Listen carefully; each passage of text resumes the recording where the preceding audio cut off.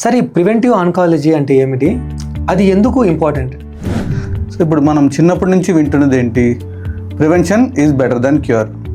So మనకు already cancer అనేది diagnose అయిపోయి లేట్ స్టేజెస్లో, థర్డ్ స్టేజ్లో, ఫోర్త్ స్టేజ్లో డిటెక్ట్ అయ్యి దాని ట్రీట్మెంట్ కోసం మనీ కానీ లేకపోతే టైం కానీ ఎక్కువ పెట్టి అందరికీ ఫ్యామిలీ మెంబర్స్ కానీ పేషెంట్ కానీ అన్ని రకాలుగా బర్డెన్ అయ్యేదానికంటే ఎర్లీ స్టేజెస్లోనే, లేకపోతే క్యాన్సర్ ఈవెన్ స్టార్ట్ కూడా అవ్వకముందే డిటెక్ట్ చేయడం వల్ల, దాన్ని ఎర్లీగా ప్రివెంట్ చేయడం, దాన్ని ఎర్లీగా ట్రీట్ చేయడం వల్ల మనకి సర్వైవల్ పెరుగుతుంది, తర్వాత అవుట్కమ్స్ బాగుంటాయి, క్వాలిటీ ఆఫ్ లైఫ్ కూడా బెటర్గా ఉంటుంది.